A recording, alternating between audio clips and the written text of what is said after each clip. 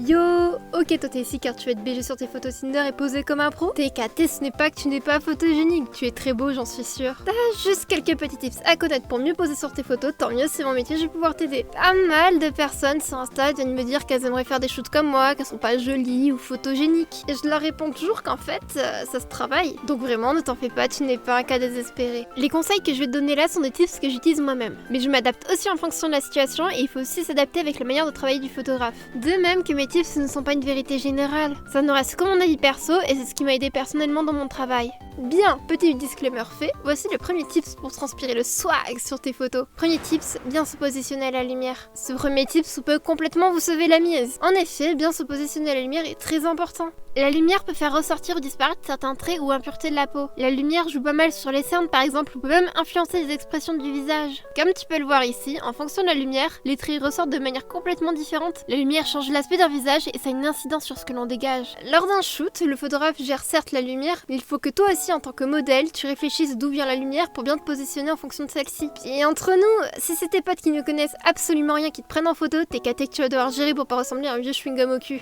2. Imaginer ce que voit le photographe. Le deuxième tip, c'est pas forcément le plus simple, mais tout aussi important. En fait, le fait de se projeter et d'imaginer ce que voit le photographe va te permettre d'éviter certaines poses qui peuvent être disgracieuses par la suite. Par exemple, admettons, tu fais une pose qui te paraît ultra stylée, mais quand tu observes l'angle avec lequel le photographe te prend, eh bien tu peux te rendre compte qu'il y a un petit détail qui peut gêner, comme ta main qui a une position un peu bizarre, une mèche de cheveux qui cache tes yeux, ta veste qui a un mauvais pli ou encore un élément qui sort du cadre. D'ailleurs, petit truc utile à savoir, quand tu poses de profil par exemple, ne colle pas ton bras contre toi car ça peut l'aplatir, lui donner une forme un peu bizarre, plus grosse. Réfléchis à comment tes membres interagissent avec leur environnement. Visualiser peut aussi t'aider à proposer des poses plus intéressantes. Par exemple, tu peux aisément repérer un élément du décor avec lequel tu peux jouer. 3. Regard plus intense. Première chose, fais le regard qui sourit. Alors ça, je vous avoue que c'est un tips que j'ai appris bien avant de faire du mannequinat. J'ai appris ça en regardant Top Model USA devant mon bol de céréales au goûter entre 2 épisodes de Bob l'éponge. En gros, le regard qui sourit, c'est faire comme si tu souris, mais juste avec les yeux. En fait, quand tu fais un sourire, cela se voit aussi au niveau des yeux. C'est comme ça qu'on reconnaît un sourire plus sincère d'ailleurs. Tu plisses légèrement les yeux et ça te fait un regard plus intense. Ce à quoi il faut également faire attention des fois au niveau des yeux, c'est les poses où tu regardes sur le côté. Il faut toujours veiller à ce que le photographe ne voit pas trop le blanc des yeux. Donc, quand tu regardes sur le côté, il vaut mieux légèrement orienter les yeux vers l'objectif qu'avoir tout bêtement les yeux perpendiculaires à celui-ci. 4. La bouche plus pulpeuse. Alors ça, c'est un micro-tips mais toujours utile. Si tu veux une bouche plus pulpeuse, tu peux souffler un tout petit filet d'air mais vraiment minime. Attention de ne pas en abuser parce que ça peut vite faire une bouche de canard. Aussi important, quand tu poses, il ne faut pas que tu aies la bouche serrée ou crispée. Pense à avoir la mâchoire détendue sinon tu auras un visage complètement fermé. 5. Entraîne-toi devant le miroir. Genre en fait ça aide beaucoup de reprendre des poses que t'as vues sur Insta. Alors certes tu te dis putain j'ai l'air complètement con. Et puis si ta daronne te surprend elle va bégayer comme Jaja. Mais en vrai ça va mieux t'aider à savoir ce que tu dégages avec telle ou telle pose et savoir celles qui te mettent bien en valeur. Aussi petit truc, moi j'aime bien m'inspirer de peintures et de statues pour poser. Genre TKT que le contre Aposto Sakari. D'ailleurs je me rends compte que souvent j'ai des influences qui viennent d'un peu partout. Genre par exemple on me dit souvent que je fais des JoJo poses. Mais bref, le fait de connaître plein de poses nous emmène au point suivant qui est essayer de varier les positions. Ne pars pas avec une seule idée de pose en tête. Déjà une seule et même pose tu peux la varier. Par exemple pense à changer d'expression, change là où tu regardes, ferme les yeux. Pareil au niveau du corps, sois pas un phasme. Bouge, lève un bras ou non, etc.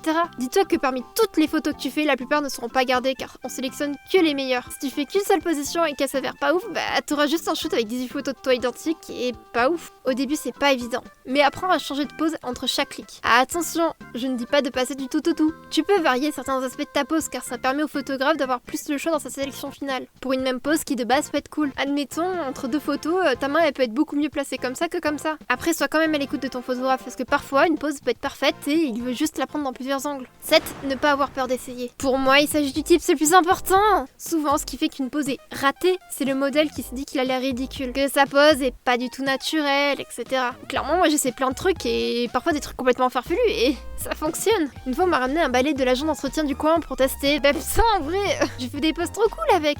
C'est trop drôle. Et puis genre, jamais dans la vraie vie, il y a des poses où je me mettrais comme ça en mode TKT, frère, je suis à l'aise. J'ai aussi souvent vu des gens refuser de poser de profil, car certaines personnes sont complexées par un détail de leur physique. Déjà, ne serait-ce que de profil. On n'a jamais l'habitude de se voir de profil. Donc forcément, la première fois que tu vas de profil, bah tu paniques. Moi, je sais pas que les premières fois, je me trouvais vraiment horrible. Hein. En fait, c'est juste dans la tête. Il faut savoir que moi-même, de base, j'ai des gros soucis orthodontiques et j'étais pas du tout destinée à faire mannequin. Et mon profil a été le plus gros complexe que j'avais. J'ai même un professionnel de santé qui m'a qualifié de catastrophe esthétique. Si jamais ça vous intéresse, je pourrais en faire une vidéo. Je me dis que ça pourrait être utile pour pas mal de personnes d'ailleurs. Si t'as une particularité physique, elle peut aussi énormément faire ton charme. D'ailleurs, la photo peut t'aider à ne plus souffrir de tes complexes. Vraiment, te tends pas comme un fil de pêche, car ça va se voir et c'est pas honteux de poser en photo. Amuse-toi, fais tes plus belles photos de BG pour Tinder et dis-moi si t'as réussi à pécho. Bref, c'était ma première vidéo écrite. J'espère que ça pourra vous aider. J'ai d'autres tips sous la main si jamais. Si vous voulez, je pourrais vous faire une deuxième partie si jamais ça vous plaît. Et on va faire tout le blabla habituel des youtubeurs. N'hésite pas à t'abonner, à lâcher un like et commenter. Aussi, n'hésite pas à aller voir mon Instagram si jamais tu veux voir mon travail. Et sur ce, je vais vous laisser. Salut!